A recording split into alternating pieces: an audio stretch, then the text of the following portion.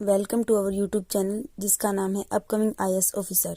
तो हमने last session में आपके साथ पार्ट 4 डिस्कस किया था, जिसमें मैंने आपको मौलिक कर्तव्य फंडामेंटल ड्यूटीज़ के बारे में कुछ इन्फॉर्मेशन, ये 7 हैं, हमें टोटल पता है 11 है ना, तो 7 मैंने आपको डिस्कस कर दिए थे और जो ये 4 रहते थे वो मैं आज डिस्कस करूँगी। ठीक है, तो आज के सेशन को हम स्टार्ट करते हैं। तो मैं कल वाला थोड़ा रिवाइज करा देती हूँ आपको। जो मौलिक कर्तव्य हैं वो कहाँ से लिए गए हैं? रूस से लिए गए हैं। रूस के संविधान से हमने मौलिक कर्तव्यों को लिया है और रूस ने कहाँ से लिए हैं? जापान से लिए हैं। ठीक है, तो और जो मौलिक कर्तव्य हैं उनका हमारे जो मूल संविधान में उनमें उसका कोई जिक्र नहीं है। इस मौलिक कर्तव्य को सरदार सवर्ण सिंह समिति 1976 की सिफारिश पर संविधान में जोड़ा गया था। और अगर कॉन्स्टिट्यूशनल अमेंडमेंट पूछे इसमें क्या आएगा? 42वां संविधान संशोधन 1976 में मौलिक कर्तव्य को जोड़ा गया था और उस टाइम में ये मौलिक कर्तव्य की संख्या कितनी थी? 10 थी। ठीक है, और बाद में क्या है, एक और जोड़ा गया, जो मैंने बताया था 86वें संविधान संशोधन के तहत 2002 में एक और मौलिक कर्तव्य को जोड़ा गया था। और एट प्रेजेंट में कितने मौलिक कर्तव्य हैं? 11। ठीक है, जो इस प्रकार है, मैं आपको एक बार जल्दी क्विक रिवीजन करवा देती हूँ। प्रत्येक नागरिक का यह कर्तव्य होगा कि वह संविधान का पालन करे और उसके आदर्श संस्थाओं, राष्ट्र ध्वज और राष्ट्रगान का आदर करे। ठीक है, सेकंड है, स्वतंत्रता के लिए हमारे राष्ट्रीय आंदोलन को प्रेरित करने वाले उच्च आदर्शों को हृदय में संजोए रखे और उनका पालन करे। भारत की प्रभुता, एकता और अखंडता की रक्षा करे। ये सबसे इम्पोर्टेंट है, जो कि पहले भी एग्जाम में आया था। देश की रक्षा करे, भारत के सभी लोगों में समरसता, समान भ्रातृत्व की भावना का निर्माण करेंगे। हमारी सामाजिक संस्कृति की गौरवशाली परंपरा का महत्व समझे और उनका परीक्षण करे। प्राकृतिक पर्यावरण की रक्षा एवं उनका संवर्धन करे। ठीक है, और फिर आगे हमारा वैज्ञानिक दृष्टिकोण और ज्ञानार्जन की भावना का विकास करे। जो अभी रिसेंटली एग्जाम हुआ था आईबी के पेपर में, ये वाला इससे रिलेटेड क्वेश्चन था। मतलब भाई वो 3 स्टेटमेंट देते हैं ना, इनमें से कोई नहीं वाला था, तो इसमें ये वाली स्टेटमेंट भी दे रखी थी उसमें। सार्वजनिक संपत्ति को सुरक्षित रखे, उसमें ये बताया गया था कि निम्नलिखित में से कौन सा मौलिक कर्तव्य है और है, तो फिर इसमें ये भी था, ABC में देते हैं ना, A या B, B या C, इस टाइप का एक क्वेश्चन था। सार्वजनिक संपत्ति को सुरक्षित रखें, व्यक्तिगत एवं सामूहिक गतिविधियों के सभी क्षेत्रों में उत्कृष्ट और बढ़ने का सतत प्रयास करें। माता या पिता की, ये मैंने बताया था 86वें संविधान संशोधन 2002 में जोड़ा गया है, जिसमें पेरेंट्स या गार्जियन की ड्यूटी है कि वो 6 से 14 साल के बच्चों को प्राथमिक शिक्षा प्रदान करवाएं। ठीक है, और मैंने बताया जो मूल संविधान में हमारे जो मौलिक कर्तव्यों का वर्णन नहीं है। ठीक है, ओके, अंडरस्टैंड। अब हमने पार्ट 4 डिस्कस कर लिया, जो जिसमें अनुच्छेद 51A में बातें बताई गई हैं मौलिक कर्तव्य के बारे में। आगे हम पढ़ते हैं भाग 5 और भाग 6 में थोड़ा सा मैं आपको कंपैरिजन के तरीके से बताऊंगी। ठीक है, जैसे भाग 5 में क्या दिया गया है? यूनियन गवर्नमेंट या केंद्र सरकार दिया, तो उसी तरीके से भाग 6 में क्या दिया? State government. तो मतलब ये होगी केंद्र में सरकार और ये होगी राज्य में सरकार। ठीक है, तो हम थोड़ा सा कंपैरिजन करके पढ़ेंगे, क्योंकि हमारा जो माइंड होता है ना, वो कंपैरिजन करके ज़्यादा नॉलेज गेन कर पाता है। मतलब हम याद करने की कैपेसिटी हमारी ज़्यादा हो जाती है। तो जब हम थोड़ा सा कंपैरिजन करके पढ़ते हैं ना, तो हमें थोड़ा ज़्यादा समझ आता है। ठीक है, तो यूनियन देखो, जैसे कि आप एक बार मैं आपको थोड़ा सा याद करवा देती हूँ। यूनियन में कितने लेटर हैं? ये 1 2 3 4 5 है, तो 5 है ना। भाग 5 में क्या है? यूनियन गवर्नमेंट मतलब केंद्र सरकार है। ठीक है, तो इसमें आर्टिकल हम 52 से 151 तक पढ़ेंगे। और भाग 6 में देखो स्टेट, वैसे तो स्टेट होता है, स्टेट्स नहीं होता ना, तो इसको एक बार हम स्टेट्स लिख लेते हैं, STATES। कितने लेटर हो गए? 6 लेटर हो गए। तो फिर 6 लेटर हो गए ना, तो भाग 6 में क्या है? स्टेट भाग 6 में है। ठीक है, मतलब जो राज्य सरकार है वो भाग 6 में है। और इसमें आर्टिकल कितने हैं? आर्टिकल 152 से 237 तक। ठीक है, समझ आया आपको? तो उस तरीके से हम इसमें, जैसे कि इसमें केंद्र सरकार के अंदर राष्ट्रपति होता है, उसी तरीके से राज्य सरकार में क्या होता है? राज्यपाल होता है। ठीक है, केंद्र सरकार में हमारे जो उपराष्ट्रपति होता है, राज्य सरकार में उपराष्ट्रपति नाम की कोई चीज नहीं होती। तो उसी तरीके से हम ये पढ़ेंगे। इसके केंद्र सरकार में ये वाले टॉपिक्स पढ़ेंगे और राज्य सरकार में ये वाले टॉपिक्स पढ़ेंगे। इसके अलावा भी पढ़ेंगे इसमें, बट जो कंपैरिजन की वो है उसमें मैं ये बता देती हूँ आपको। जैसे कि हमारा जो केंद्र सरकार में राष्ट्रपति होता है, उसी तरीके से हमारा राज्य सरकार में क्या होता है? राज्यपाल होता है, जिसको गवर्नर बोला जाता है। राष्ट्रपति जो हमारे केंद्र सरकार में उपराष्ट्रपति होता है, वहाँ पे जो स्टेट गवर्नमेंट में ऐसी कोई पोस्ट नहीं होती। ठीक है, तो केंद्र सरकार में हमारे प्रधानमंत्री होता है और यहाँ पे क्या होता है, मुख्यमंत्री, ठीक है। और यहाँ पे क्या होता है, महान्यायवादी जिसको बोलते हैं अटॉर्नी जनरल ऑफ इंडिया, ठीक है। अभी शायद एट प्रेजेंट में के वेणुगोपाल थे, अब शायद चेंज हो गए हैं। मैं आपको नेक्स्ट सेशन में या कमेंट सेक्शन में एडवोकेट जनरल, इसका अटॉर्नी जनरल का नाम बताऊंगी, ठीक है। इसमें जो हमारे सेंट्रल लेवल पे कौन होते हैं, महान्यायवादी होते हैं, और जो स्टेट लेवल पे उसको बोलते हैं महाधिवक्ता, एडवोकेट जनरल ऑफ इंडिया। ये होते हैं एडवोकेट, ये होते हैं अटॉर्नी, ठीक है। आपको तो एक बार थोड़ा डिफरेंस है, यहाँ पे अटॉर्नी है, यहाँ पे एडवोकेट है, ठीक है। तो उसी तरीके से यहाँ पे हमारे यूनियन केंद्र के अंदर क्या होती है, संसद होती है, लोकसभा और राज्यसभा, और यहाँ पे क्या होती है, विधानमंडल, जिसमें इसको बोलते हैं इंग्लिश में लेजिस्लेचर, इसको लेजिस्लेटिव असेंबली और लेजिस्लेटिव काउंसिल, ठीक है, विधानसभा एंड विधान परिषद, ओके। फिर यहाँ पे क्या होता है, हमारा सुप्रीम कोर्ट होता है, उच्चतम न्यायालय बोलते हैं जिसको, और यहाँ पे क्या होता है हमारा हाई कोर्ट, ठीक है, जिसको क्या बोलते हैं, उच्च न्यायालय, ठीक है। फिर हम आगे, जैसे कि राष्ट्रपति का वर्णन कितने हैं, अनुच्छेद 52 से 61 तक है ना, तो हम अब राष्ट्रपति के बारे में पढ़ते हैं, ठीक है। तो राष्ट्रपति पढ़ते हैं, जो कि बहुत ही इंपॉर्टेंट टॉपिक है। रिसेंटली जो आप एग्जाम देते रहते हो उसमें ये टॉपिक्स तो आता है, इसमें से एक तो क्वेश्चन आ ही जाते हैं, तो ये इंपॉर्टेंट टॉपिक समझा जाता है। तो राष्ट्रपति का वर्णन है अनुच्छेद 52 से 61 तक, ठीक है। तो राष्ट्रपति का पद ब्रिटेन के संविधान से लिया गया। तो अगर पूछे एग्जाम में आए कि राष्ट्रपति का पद हमने कहाँ से लिया गया है, तो ये हमारे ब्रिटेन के संविधान से लिया है, ठीक है। तो देखो, अगर आप एक बार आप ट्रिक से याद करना चाहो ना, तो ट्रिक से भी याद कर सकते हो, वरना फिर ट्रिक्स तो में बात कम ही ध्यान रहती है। एक बार आप ट्रिक से पढ़ लो, फिर बाद में आप रिवीजन करोगे ना, फिर आपको याद हो जाएगा। एक बार मैं आपको ट्रिक से करवाती हूँ।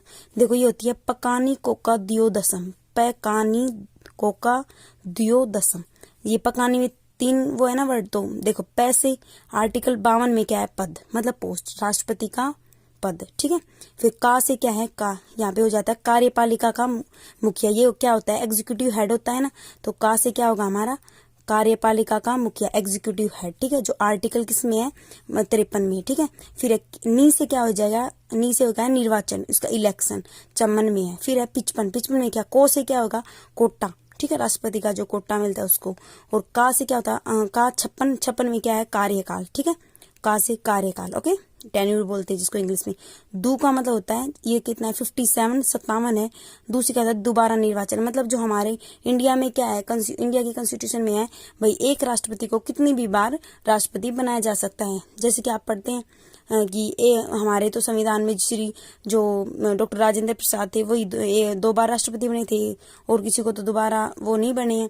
बट मैं इसके विपरीत एग्जाम्पल कौन सा है, अमेरिका का। अमेरिका में एक राष्ट्रपति 2 बार ही बन सकता है, उससे ज्यादा बार नहीं बन सकता, ठीक है। तो 2 बार निर्वाचन है 57 में। फिर 58 में क्या है, योग्यता, उसकी क्वालिफिकेशन, उसकी एलिजिबिलिटी, ठीक है। 59 में क्या है, दशाएं, कंडीशन। 60 में शपथ, ओथ, उसको ओथ को शपथ कौन दिलाएगा। 61 में क्या है, महाभियोग, इसका इम्प्लीसमेंट प्रोसेस, ठीक है। तो 52 से ये क्या 61 तक आप एक बार एक ट्रिक से याद कीजिएगा, फिर आप एक बार दोबारा रिवाइज करोगे ना, फिर आपको ऐसे याद हो जाएगा। तो ये क्या ट्रिक क्या है, पकानी कोका दियोदशम, ठीक है, एक बार आप पढ़ लीजिएगा, ठीक है। अब हम एक एक करके इसको डिस्कस करते हैं। तो राष्ट्रपति का वर्णन का है अनुच्छेद 52 से 61 तक। और राष्ट्रपति का मैंने बताया कहाँ से लिया गया है, ब्रिटेन के संविधान से लिया गया है। अनुच्छेद 52 में क्या है, राष्ट्रपति का पद मतलब प्रेसिडेंट पोस्ट। अनुच्छेद 52 में क्या बताया गया है, राष्ट्रपति का पद, ठीक है। फिर उससे आगे क्या था, अनुच्छेद 53, इसमें क्या बताया गया, राष्ट्रपति कार्यपालिका का मुख्य होता है। President is the nominal and official head of the executive body. और रियल क्या होता है, रियल हेड कौन होता है, प्राइम मिनिस्टर। अब आपको पता है जो वास्तविक प्रमुख वो तो प्रधानमंत्री होता है। वास्तविक शक्ति किसके पास होती है, सारी प्रधानमंत्री के पास, और जो संवैधानिक शक्ति है वो किसके पास होती है, राष्ट्रपति के पास, ठीक है। तो 53 में क्या बताया गया है, राष्ट्रपति है वो कार्यपालिका का प्रमुख होता है, ठीक है, अंडरस्टैंड। फिर आगे क्या है, हम पढ़ते हैं एलिजिबिलिटी, मैंने बताया था ना, योग्यता, ये क्या है 58 में, अनुच्छेद 58 में क्या है, ये है आर्टिकल 58। थोड़ा क्लियर लिख देती हूँ मैं इसमें। आर्टिकल 58 में एलिजिबिलिटी योग्यता बताई गई है। योग्यता क्या है? एक तो भारत का नागरिक हो। अब जो रिसेंट वाले एग्जाम हो रहे हैं ना, उसमें थोड़े से क्वेश्चन डीपली पढ़ने मतलब डीप पढ़े ना तभी सोल्व हो रहे हैं। जैसे कि अभी आ रहा था कि एग्जाम में रिसेंटली कि मान लो एक बंदा ऐसा है जिसको जो जन्म से नागरिक है, और एक ऐसा है जो फॉरेन कंट्री से आया है और उसने नागरिकता ली है, ठीक है। तो उनमें से कौन सा व्यक्ति भारत का राष्ट्रपति बनने के योग्य है? तो उसमें से आप कोई भी योग्य, क्योंकि इस संविधान में ये बात बताई नहीं गई है कि जन्म से नागरिकता होना जरूरी है। सिर्फ यही बात बताई गई है कि भारत का नागरिक हो वो, सिर्फ, ठीक है। बेशक जन्म से हो या ना हो, ठीक है, उसके पास इंडियन सिटीजनशिप होनी चाहिए, ओके। बेशक जन्म से हो या ना हो, और उसकी एज है वो 35 ईयर हो, 35 साल की उम्र वो पूरी कर चुका हो। और जो जैसे कि राष्ट्रपति बनने के लिए क्या होता है, 50 प्रस्तावक कौन होते हैं? ये MP होते हैं। लोकसभा से भी हो सकते हैं, राज्यसभा से भी। मतलब 50 सदस्य क्या करेंगे? प्रस्ताव भेजेंगे, भाई हम मान लो कोई ABC नाम का व्यक्ति है, हम उसको राष्ट्रपति बनाना चाहते हैं। तो क्या करेंगे? 50 आदमी, 50 जो MP हैं, मेंबर ऑफ पार्लियामेंट, वो लोकसभा के भी हो सकते हैं या राज्यसभा के भी हो सकते हैं। वो क्या करेंगे? एक प्रपोजल भेजेंगे, एक प्रस्ताव भेजेंगे। फिर बाद में क्या होगा? 50 और उन 50 के अलावा 50 अनुमोदक होने चाहिए। 50 MP अनुमोदक मतलब अप्रूवल पास करेंगे, ठीक है। वो MP मीन क्या होता है? Member of parliament. वो लोकसभा से भी हो सकते हैं, राज्यसभा से भी हो सकते हैं, तो ठीक है। और चौथी क्या है इसमें? हमारी 5,000 रुपए सिक्योरिटी मनी जमा की जाती है, जो RBI के पास जमा की जाती है, ये सिक्योरिटी मनी। अगर किसी को 1/6 वोट ना मिले ना, मतलब उससे कम वोट मिलते हैं, तो ये जो जमानत राशि बोलते हैं इसको हिंदी में, ये जमानत राशि जब्त कर ली जाती है। वरना अगर उसको ज्यादा वोट मिलते हैं तो उसको वापस दी जाती है, ठीक है। तो ये जमानत राशि RBI के पास जमा होती है। अगर कम से कम 1/6 वोट भी नहीं मिलते तो यह जमानत राशि जब्त कर ली जाती है, ठीक है। तो योग्यता 4 बताई गई है। देखो मैं एक बार आपको रिपीट करवा देती हूँ। एक तो उसके पास भारत की नागरिकता होनी चाहिए, ठीक है। 35 वर्ष उसकी आयु होनी चाहिए। और थर्ड है उसके पास ना, मतलब इनडायरेक्ट वैसे मैं क्या कहूँ, अगर कोई राष्ट्रपति बनना चाहता है ना, तो उसके पास 100 MP ऐसे होनी चाहिए उसके जान पहचान के। मतलब 50 तो उसके प्रस्तावक में, उसके प्रोपोजल में वो कर दें, साइन कर दे, और 50 उसका अनुमोदक के लिए हाँ भरे, ठीक है। ये होनी चाहिए। मतलब उसको 100 MP तो उसको जानते ही हो, ठीक है। और वो उसके पास 5,000 कम से कम 15,000 रुपए, अगर भाई कोई राष्ट्रपति के चुनाव में खड़ा हो रहा है तो उसके पास तो पैसे तो मिलेंगे ही। तो 15,000 रुपए उसको सिक्योरिटी मनी के रूप में RBI के पास जमा करवानी पड़ती है, ठीक है। समझ आया? अगर आपको इसके रिगार्डिंग कोई भी क्यूरी है तो आप हमें कमेंट बॉक्स में कमेंट कर दीजिए, हम आपके कमेंट का आंसर जरूर करेंगे, ठीक है। तो हमारे चैनल को लाइक करें, शेयर करें।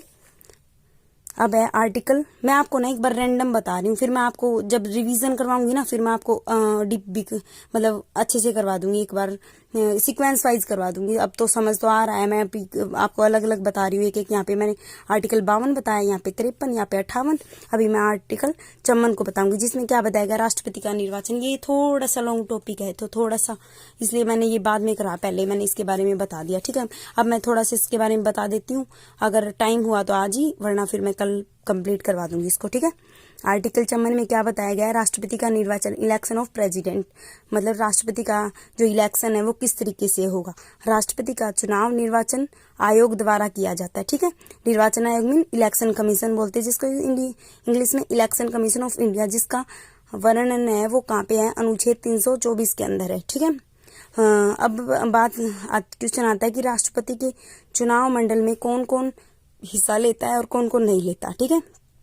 तो जो राष्ट्रपति के चुनाव में देखो, हमें पता है संसद है, संसद के 2 सदन है, एक होता है लोकसभा और एक राज्यसभा। आपको पता है लोकसभा की जो मैक्सिमम सीट कितनी हो सकती है? एग्जाम में ये भी क्वेश्चन आता है, लोकसभा की मैक्सिमम सीट कितनी हो सकती है? ये होती है हमारी 552, ठीक है। और राज्यसभा की कितनी? 250।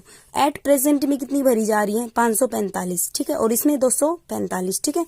तो अगर कोई क्वेश्चन पूछे आपसे, मतलब आपके मन में भी आ रहा होगा भाई ये 7 ज्यादा क्यों रखे, यहाँ पे 5 ज्यादा क्यों रखे? क्योंकि जो देखो हमें पता है जो हमारा जम्मू कश्मीर का एरिया है, एक तरफ से तो वो चाइना ने घेर रखा है जिसको एक्सियल चाइना बोलते हैं, एक तरफ से POK बोलते हैं जिसको पाक ऑक्यूपाइड कश्मीर। तो हम भी तो चाह रहे हैं भाई फ्यूचर में कभी ना कभी तो हमें मिलेंगे। और जो पाकिस्तान की साइड है, सॉरी जब बांग्लादेश की साइड है, वो 17 गांव भी बांग्लादेश में है, तो वो हम चाह रहे हैं कभी तो हमें मिलेंगे ना। तो जब हमें मिलेंगे कभी फ्यूचर में, तो वो हम ये जो सीटें हैं 7 यहाँ की और 5 यहाँ की उनको अलॉट कर देंगे, ठीक है। तो जो मैक्सिमम सीट पूछे अगर लोकसभा की तो कितनी है, 552 है, और प्रेजेंट में कितनी भरी जा रही है, 545। उसी तरीके से राज्यसभा में कितनी है, 250 है, और प्रेजेंट में कितनी फील हो रही है, 245, ठीक है। अब आपको पता होगा, या मैं आपको बता देती हूँ, आपने पहले कहीं कहीं पढ़ा होगा, मैं थोड़ा आपको डीप बता देती हूँ।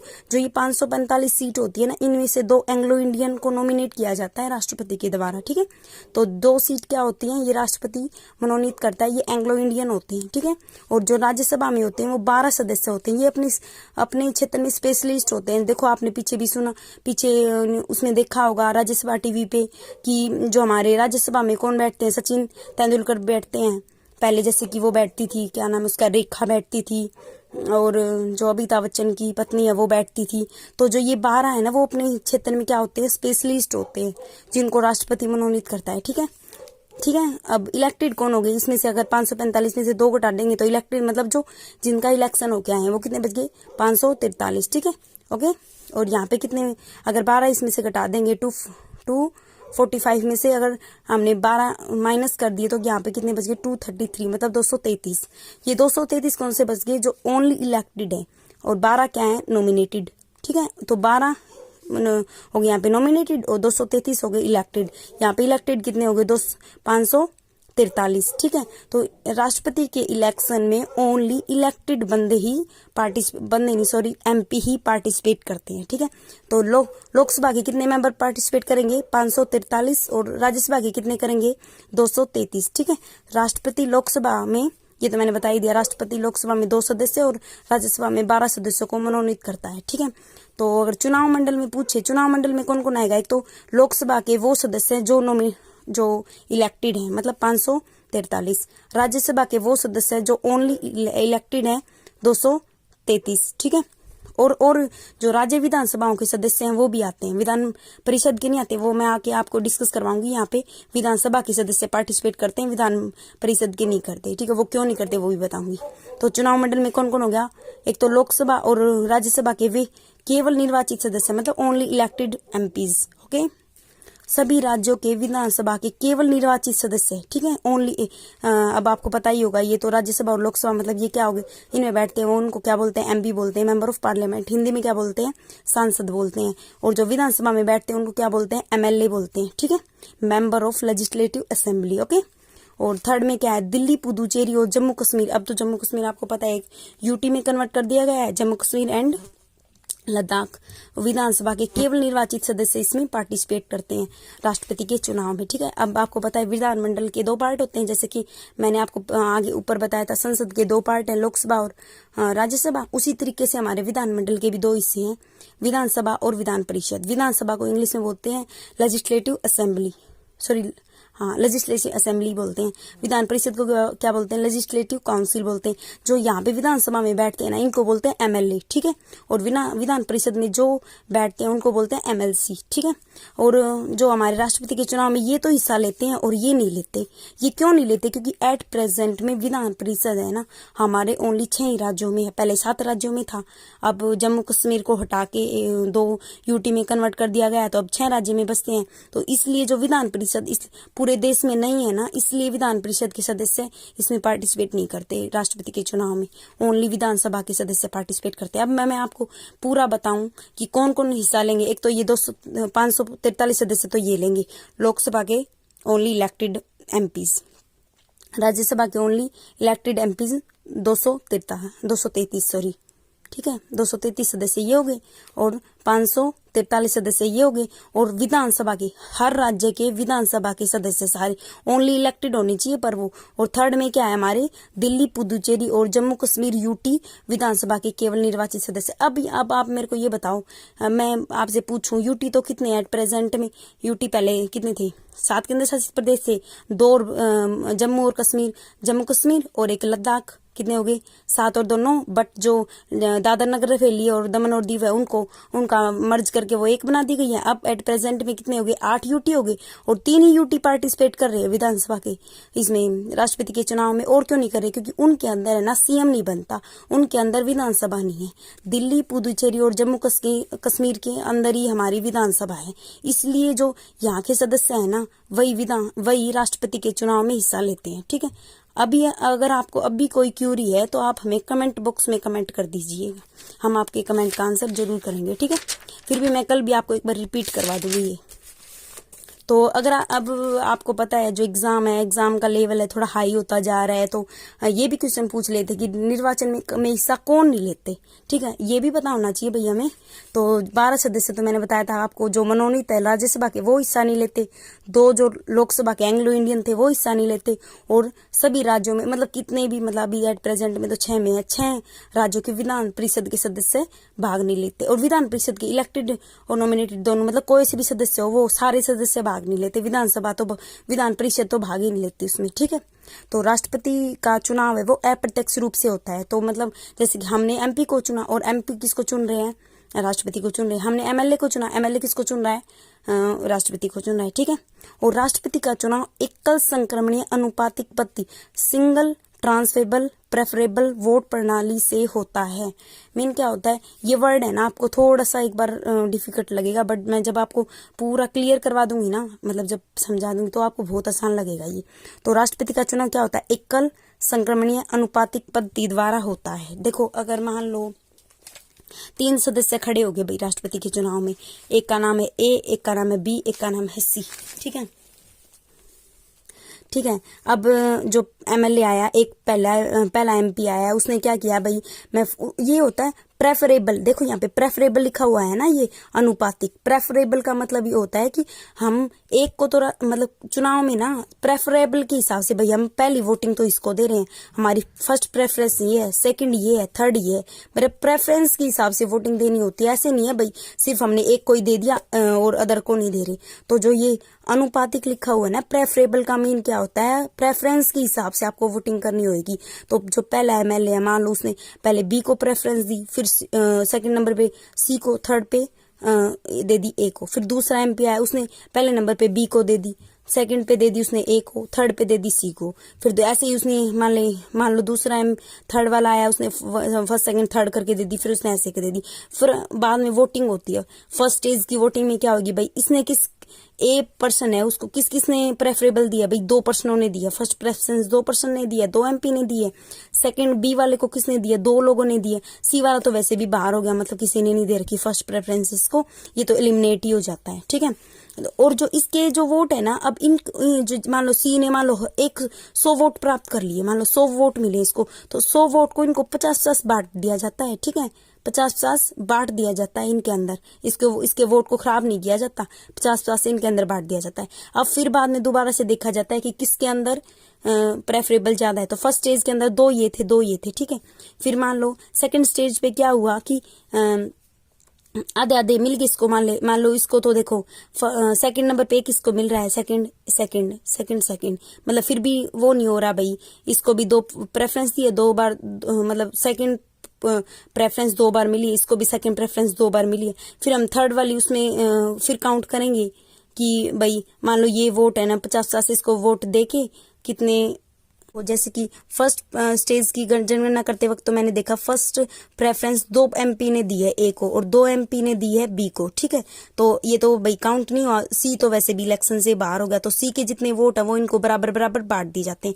फिर सेकंड स्टेज की जनगणना करवाई जाती है। इसके अंदर जो सेकंड प्रेफरेंस है ना वो एक बंदे ने दी है। ठीक है, एक बंदे ने दी है, और इसके अंदर जो सेकंड प्रेफरेंस है वो 2 एमपी ने दी है। देखो 2 एमपी ने दी है। ठीक है, फिर थर्ड स्टेज में क्या होगा भाई, इसको तो एक ने दिया, इसको 2 ने दिया, तो बी क्या होगा, डिक्लेयर कर दिया जाएगा भाई ये क्या बन गया, प्रेसिडेंट बन गया। ठीक है, तो राष्ट्रपति के चुनाव मंडल में शामिल एमपी और एमएलए को सभी उम्मीदवारों को प्रेफरेंस के हिसाब से वोट डालने होते हैं। जैसे कि ऊपर उदाहरण में मैंने बताया आपको, फर्स्ट एमपी ने बी को फर्स्ट प्रेफरेंस दी है, और सी को सेकंड, और ए को हमारी थर्ड दी है। ठीक है, तो राष्ट्रपति के चुनाव में शामिल सभी एमएलए को क्या किया जाता है, मैंने बताया प्रेफरेंस ऑर्डर में चुनाव डालना होता है, जिसको बोलते हैं प्रेफरेबल अनुपातिक। ठीक है, आया समझ।